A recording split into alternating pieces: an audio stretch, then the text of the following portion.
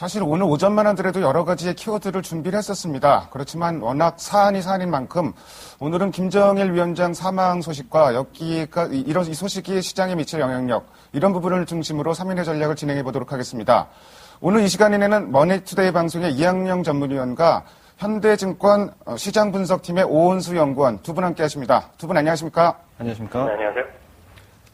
일단 오은수 연구원께 한번 좀 여쭤볼게요. 예. 비교할 수 있는 대상이 역시 그 과거에 김일성 주석 사망 요 당시 사건이 제일 타당할 것 같은데 과거 사례들 한번 좀 먼저 좀 살펴봐 주십시오. 예, 일단 과거 최근에 그 대북 리스크라고 한다면은 천안함 사건이라든지 연평도 사건과 같은 군사적으로 물리적인 충돌에 의한 어떤 지정학적 리스크가 부각됐을 이런 부분들이 아마 눈에 띕니다. 하지만 이제 가만히 생각을 해보면은 이러한 군사적인 충돌이나 물리적인 충돌은 실제로 그 시장에 미치는 어떤 영향은 좀 컸지만 이것은 어디까지나 단기에 그쳤다라는 부분이었고요. 지금 현재 김정일 위원장이 사망 소식과 관련돼서 비교 대상이라고 한다면 아마 94년도 김일성 주석의 사망과 아마 비교가 가능할 것 같습니다. 근데 김일성 주석의 사망 당시에는 전일 대비 코스피가 0.3%또 상승을 했기 때문에 실제로 시장에 미치는 영향은 좀 제한적이었고요. 하지만 이것이 과연 그렇다고 하면 이게 정확하게 비교가 가능하냐라는 부분에서 약간은 좀 차이점을 갖는다라는 부분이 있습니다. 과거에 김일성 주석이 사망할 당시에는 김정일이라는 확고한 후계 체제가 자리 잡아 있었지만 지금과 같은 경우에는 김정은이라는 아직도 30살도 안 된 이런 권력 이양이 확실히 안 된 상황에서 김정일 위원장이 사망을 했기 때문에 향후 권력 승계와 관련된 여러 가지 이슈가 부각될 가능성이 높다. 다시 말해서 북한 체제와 관련된 리스크가 부각될 가능성이 있기 때문에 지금 오늘 같은 경우에는 좀 시장의 낙폭을 만회를 하고 있지만 이것이 단기간에 그칠 이슈는 아닌 것 같고요. 좀 더 시간을 보고 과연 김정은 체제가 권력 승계를 확실히 하는지 여부를 좀 확인해 봐야 되는 시점이 아닌가 좀 생각이 듭니다. 네, 참고로 94년 7월달 김일성 주석 사망했을 당시에는 당일날은 강보합으로 마감이 됐고요. 그 다음날 2% 이상 빠지다가 낙폭을 거의 다 만회하면서 0.8% 마이너스로 끝났습니다. 거의 영향력이 좀 없다고 봐야 되는데 그때가 현재랑 상황이 같은지는 좀 모르겠습니다. 그 당시에는 세계 경제도 아주 호황이었고 주식시장도 전 세계가 상승할 때였습니다. 거기다 환율 제도도 그 당시에 이제 고정환율제였고 여러 가지가 좀 틀린 것 같은데요. 이학년 위원께서 그 당시와 지금 상황 조금 좀 비교를 좀 해주시고요. 현지 미국이나 이런 데서 이 관련된 뉴스가 나온 게 있으면 같이 좀 말씀해 주십시오. 네, 일단 외신은 사실 저도 이제 저녁 시간이었는데요. 저녁 먹다가 TV에서 갑자기 화면이 바뀌면서 깜짝 놀라서 저도 봤습니다. 보니까 이제 한국에서의 뉴스를 인용해서 하는 것을 CNN도 얘기하고 있고 블룸버그 이런 데서도 생방송하는 거, 특집 방송하는 거 저도 지금까지 쭉 보고 있었는데요. 결국 그쪽 얘기부터 해드리면 결국은 가장 중요한 것은 북한의 이런 앞서도 얘기가 나온 것으로 저도 들었지만 결국 권력 이양 과정에서 혹시라도 있을 불안감이죠. 그 불안감을 제일 쌓는 것은 전 세계에서 바로 중국이라는 얘기를 강조하고 있습니다. 그래서 우리나라 언론보다 미국에서는 중국 쪽에서의 어떤 영향력을 보일지에 대해서 많이 전 세계 이제 글로벌 투 중에 하나가 바로 중국이기 때문에 그쪽 얘기를 많이 좀 다루고 있다는 것이 우리 뉴스와 약간 좀 다르다는 그 정도 말씀드리겠고요. 일단 뉴욕 시간으로는 10시였기 때문에요. 아직 금융시장에 대한 영향력은 아직 분석이 안 나오고 있습니다. 다만 CNBC나 블룸버그 같은 경우에서도요. 한국의 그런 북한의 김정일 위원장의 사망으로 한국 주시장이 많이 떨어졌다. 그 정도만 단신만 나오고 있고요. 아직 분석 기사는 나오고 있지 않습니다. 다만 이제 잠시 전에 이제 무디스 같은 경우에서는요, 한국의 신용 등급의 한쪽에 관련해서는 펀더멘탈에 전혀 변함이 없을 것이라는 원론적인 얘기 나오는 것 정도만 저도 이제 참고적으로 봤을 뿐이고요. 첫 번째 질문하신 과거의 사례를 보면 저는 이렇게 봅니다. 저 자신도 김정일 위원장의 사망 전에 있었던 많은 사건들이 있지 않습니까? 김일성 주석의 사망이라든가 연평도 해전 등등 많이 있었고요. 핵무기에 대한 시험, 이런 발사 이런 것도 많이 있었는데 결국 제가 생각하는 것은 단순합니다. 북한발 지정학적 리스크는 경험상 보면 항상 단기적인 충격에 불과했다는 다시 말씀드리지만 경험이 있습니다. 이번에 앞으로 어떻게 될지는 주시장에서 아무도 모르겠지만은요. 장기적으로는 시장의 전 영향이 그렇게 크진 않다고 봅니다. 왜냐하면요. 이미 우리나라 주시장은 여러분들도 많이 들으셨겠지만 항상 우리나라 시장은 태국보다 PR이 낮네, 인도네시아나 동남아시아 국가나 이머징 국가보다 PR이 낮다는 얘기 많이 나오는데 그건 왜 그러겠습니까? 우리나라는 이미 그 이전부터 수십 년 동안의 지정학적 리스크로 인해서요. 소위 코리안 디스카운트가 이미 시장에 존재하기 때문에요.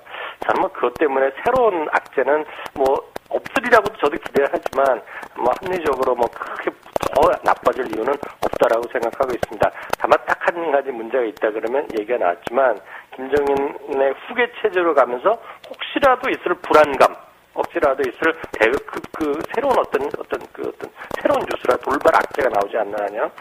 제가 봤을 때는 단기적인 충격이 아니겠느냐, 단기적인 충격일 것이라는 다소는 희망적인 생각을 전해드리고 싶습니다. 뭐 이학년 의원께서 일단 미국 현지 분위기, 일단 중국 쪽 반응을 좀 살펴보고 있다 이런 말씀을 해주셨고, 과거에 사실은 뭐 대북 리스크가 발생했을 때는 거의 예외는 없었습니다. 단발성으로 끝났었는데 이번에도 그런 흐름이 될 가능성이 높다는 의견도 말씀해 주셨는데요. 한 가지 제가 추가적으로 여쭤보면 오늘 환율이 1199원까지 올라갔다가 뭐 지금은 1170원대로 내려오긴 했지만 이런 부분도 좀 일시적인 현상으로 보시는지요? 네, 그건 뭐 일시적인 현상을 볼 수밖에 없고요. 다만 이제 환율은 정말 예측하기 쉽지 않은데요. 혹시라도 만약 이런 것들이 이제 얘기 미리 해드리려면 환율 외환 시장에서 막 계속해서 만약 올라가는 모습을 보인다 그러면 시장은 추가적인 하락이 불가피하겠죠. 그렇기 때문에 나중에도 말씀드리려고 그랬었는데요. 가장 우리가 쉽게 볼 수 있는 것은 외환 시장의 흐름을 보고 외국인의 반응을 분명히 체크할 수 있다는 생각을 전해드립니다. 역시 뭐 환율 변수가 현재로서는 가장 중요한 변수인 것 같고요. 사실 이 그 대북 문제 뭐 단발적으로 뭐 이렇게 터지는 거는 뭐 금방 해소가 될 것 같은데 문제는 이제 권력 승계 문제가 결부되면서 길어질 가능성, 이 부분이 사실 제일 나쁜 시나리오 같은데요. 오원수 연구원께서는 뭐 이런 부분에 대해서는 어떻게 생각하십니까? 예, 솔직히 정치적인 리스크 관련돼서는 솔직히 이게 예측이나 전망하는 것 자체가 상당히 좀 어렵습니다. 그래서 우리가 이제 과거 경험을 통상적으로 이제 준용해서 말씀을 드리는데요. 지금 현재 나타나고 있는 김정일 위원장의 사망은 과거에도 없었고, 그리고 그 이후에 없을지는 모르겠지만 과거에 없었던 사례이기 때문에 실질적으로 예측하기 상당히 좀 어렵다는 측면이 있겠고요.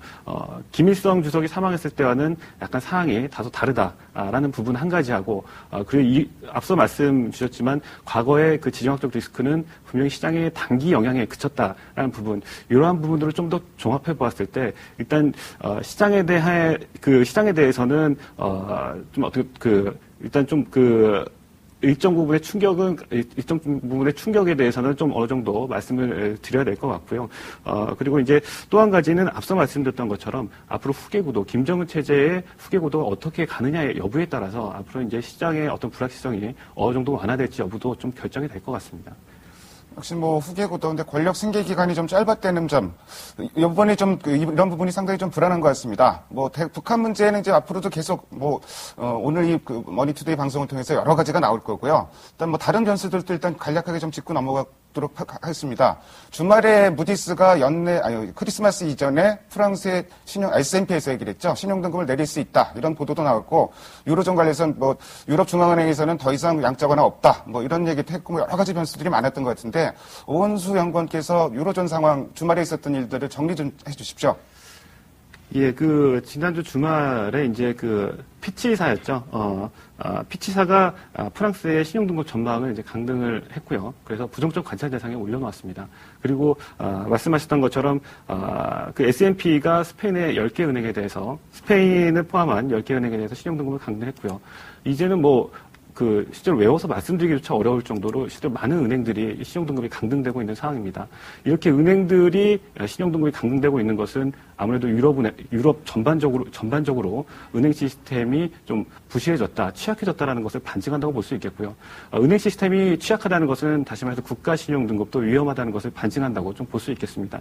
그래서 지난주에 피치사의 신용등급 강등, 신용등급 전망에 대한 강등, 그리고 부정적 관찰 대상에 올려놨다는 점, 그리고 S&P가 분명히 유로 정상회담 전에 이것을 보고 신용등급, 프랑스의 등급을 결정하겠다라고 이야기를 했는데요. 이러한 부분들이 이제 시간이 얼마 안 시간이 어느 정도 좀 이제 다가오면서 결과적으로 프랑스 신용등급이 언제 강등될 거냐라는 이런 부분에 의해서 좀 오전장 시장이 좀 영향을 많이 받았던 것으로 생각이 됩니다. 결론적으로 이렇습니다. 만약에 프랑스가 신용등급이 강등이 되면은요, 프랑스 각 국가의 개별 신용등급 강등이 되는 것이지만, 유럽재정안정기금, 프랑스가 참여하고 있는 유럽재정안정기금의 신용등급도 강세일 가능성이 상당히 높다라고 좀 보시면 될 것 같습니다. 왜냐하면 프랑스의 지분이 20%가 넘기 때문에 프랑스의 신용등급 강등은 곧바로 EFSF의 등급 강등으로 연결이 되고요. 이것은 결과적으로 유로존 내 방화벽 설치가 제대로 되지 않았다는 것을 반증하기 때문에 이탈리아라든지 스페인과 같은 재정위기 국가들의 위험은 다시 한번 높아질 가능성이 높습니다. 그렇게 되면 이것이 악순환이 반복되는 이런 상황이 도래하기 때문에 실질적으로 금일 코스피뿐만 아니라 아시아 시장 전반적으로 약세를 보였던 것은 바로 이러한 부분들에 대한 우려, 유로존 핵심 국가에 대한 신용등급 강등 우려가 좀 반영된 영향으로 좀 보시면 될 것 같습니다.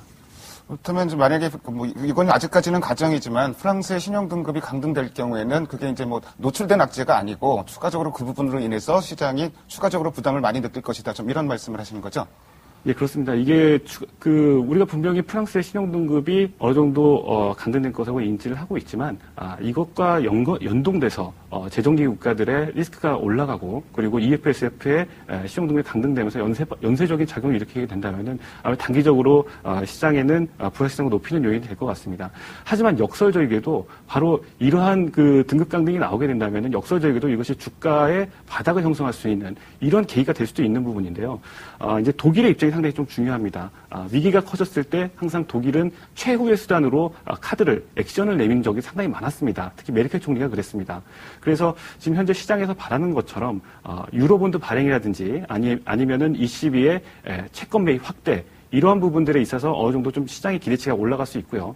만약에 ECB, 유럽중앙은행의 최대 지분을 가지고 있는 독일이 재정기 국가들에 대한 채권 매입 확대, 다시 말해서 양쪽 하나를 결정하게 된다면은 시장은 아마 그 시기를 바닥으로 해서 그 주가가 바닥을 형성할 계제가 굉장히 상당히 높다라고 말씀드릴 수 있겠고요. 그래서 정리하자면은 오히려 프랑스 신용등급이 역설적이게도 주가의 바닥을 형성할 수 있는 시그널이 될 수 있다라는 좀 말씀을 드리고 싶습니다.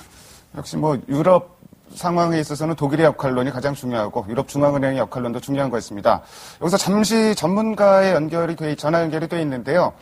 북한 그 상황에 대해서 김정일 위원장 사망과 관련해서 LG경제연구소의 유승경 연구위원이 연결돼 있습니다. 연구위원님 안녕하십니까? 예, 안녕하십니까? 사실 오늘 아침만 해도 남북경협주 많이 상승하면서 분위기가 빅딜 얘기도 나왔었고요. 굉장히 좋아지는 상황이었는데 아무래도 그런 부분들은 많이 차질을 빚을 수밖에 없을 것 같죠? 예, 아무래도 그렇지 않겠습니까? 권력 부심이 지금 부재한 상황이 되었기 때문에요.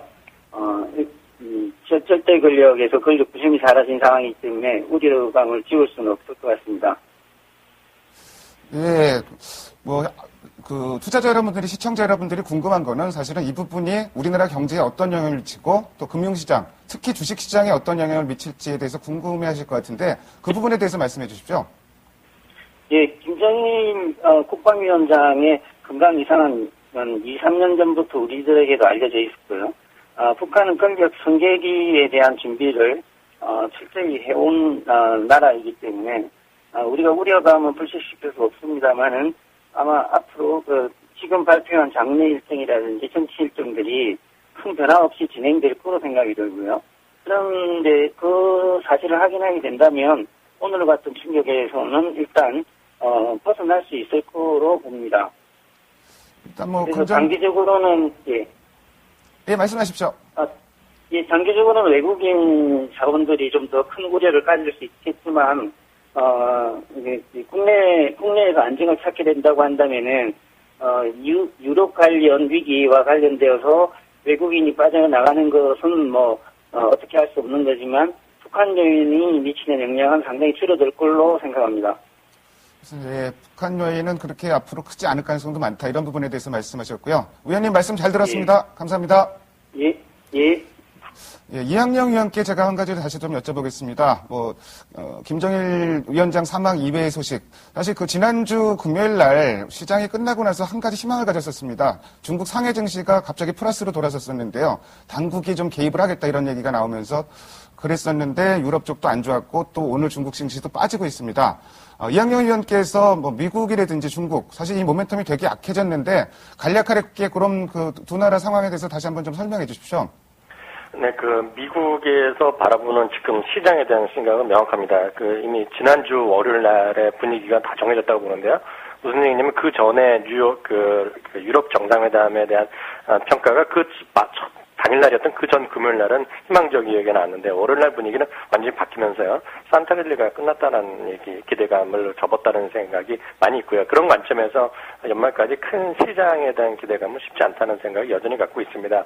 다만 이제 중국은 여전히 저는 이렇게 봅니다. 중국은 기본적으로 이제 공산당 국가 아닙니까? 공산당 국제국가를 하고 있기 때문에요. 정책 일관성이 없죠. 그리고 정책의 투명성이 부족한데 물론 장기적으로는 내수의 부양이라든가 여러 가지의 입장이 분명히 있을 것 같습니다. 그렇지만 장기적 그런 이슈들이 나오면서 주식시장에 반영되기까지는 단편적으로 반영되겠지만은요. 그런 것들이 주식시장에 완전히 반영되기까지는 시간이 아직 좀 멀었다는 기본적인 생각을 갖고 있습니다. 시장은 연말까지의 큰 기대감을 갖기는 쉽지 않은 상황이 여전히 지속되고 있고요. 미국도 마찬가지입니다. 프랑스는 신용등급이 내려가는 것은 기정사실로 하고 있는 분위기입니다. 여러 가지로 엎친 데 덮친 격, 여러 가지 악재가 조금도 좀 해소되지 않고 있는 이런 분위기, 모멘텀도 다소 좀 약화된 상황, 여러 가지로 참 불리한 면이 많을 것 같습니다. 오늘 김정일 위원장 사망 이후에 각 증권사마다 스팟성으로 자료들이 나옵니다. 근데 어디서는 지금 저점 매수 들어갈 때다. 한쪽에서는 아니다. 불확실성이 남아있기 때문에 조금 더 두고 봐야 된다. 상당히 매매 판단하기가 굉장히 좀 어렵습니다. 오은수 연구원께서는 글쎄 어떻게 대응 전략은 어떻게 보고 계십니까? 네, 그래서 일단 유럽 재정 위기와 그리고 이번에 김정일 사망이 동시에 연관됐던 점에서 상당히 좀 불확실성이 높아졌고, 그에 따라서 저희는 일단 결론부터 말씀드리자면 일단 좀 보수적 대응이 필요하지 않나 이런 말씀을 드리고 싶습니다. 일단 유럽 위기와 관련돼서는 아직까지 유럽 해법과 관련된 어떤 대안들이 나오지 못하고 있는 상황에서 프랑스, 유럽 핵심 국가의 신용등급마저 강등될 위험에 처해 있는 상황이죠. 아직 강등이 되지 않았지만 지금 우려감만으로도 시장에 약세를 보이고 있는 모습이고, 앞서 말씀드렸던 것처럼 원래 연말이 되면은 어떤 배당이라는 이벤트 때문에 산타랠리가 이어지곤 했었는데 올해 같은 경우에 상당히 좀 다른 모습이 나오고 있다. 프로그램 매도만 놓고 보더라도 상당히 수급적으로도 꼬여 있는 상황이다라고 보셨을 때 일단 김정일 사망만 빼고 보더라도 일단 좀 보수적인 대응이 필요하다라고 말씀을 드리고 싶은데요. 이번 오후 12시에 갑자기 사망 사건이 알려졌죠. 그래서 이번 같은 경우에는 지정학적 리스크는 분명히 단기적인 이슈라는 앞서의 경험을 말씀을 드렸지만 이번 같은 경우에는 어떤 북한 체제와 관련된 문제라는 점에서 앞으로 어떻게 될지 알 수 없는 상황이기 때문에 일단 시장을 좀 더 보수적으로 가져가시는 전략이 좀 필요하지 않을까 생각을 합니다. 김정일 위원장 사망 소식뿐만 아니라 대내외 변수가 지금 워낙 불확실성이 많기 때문에 보수적인 대응. 사실 지금 같은 흐름에서 지나치게 공격적으로 들어가는 거는 너무 리스크를 많이 지는 게 아닌가 좀 이런 생각도 좀 들고요. 오늘 오전장의 우리 시장 흐름을 보면은 프로그램 매물이 나오니까 그거를 받아주는 세력이 없었습니다. 주체가 없기 때문에 외국인도 주식을 팔고 국내 기관도 주식을 팔고 이러면서 의외로 다른 시장보다 낙폭이 더 확대되는 이런 모습이었는데요. 이학영 의원께서도 전략 말씀해 주십시오. 네, 계속해서 말씀드렸던 게 1820선이었습니다. 이탈한 물량을 좀 줄여야 된다는 생각이었고요. 사실상 오전에 이제 원고를 준비할 때 했던 선이 이제 1770선입니다. 1820선이 무너지면 1770선이라고 생각했는데 이것은, 북한의 이런 건 전혀 짐작도 못했고요, 저 자신도요.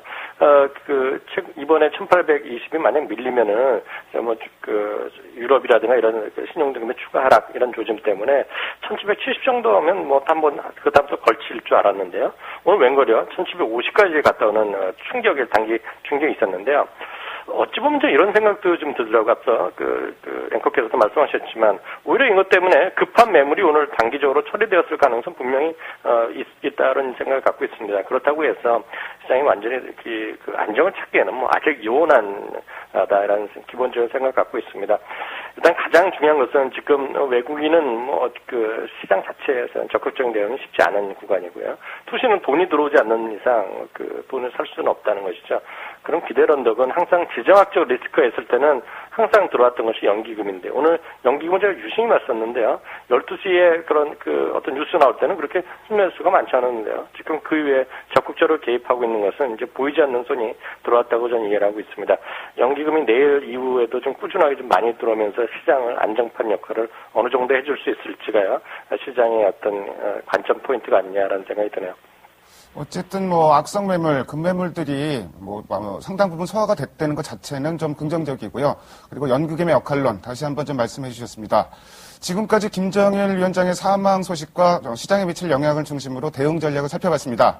오늘 두 분 말씀 잘 들었습니다. 감사합니다. 네, 감사합니다.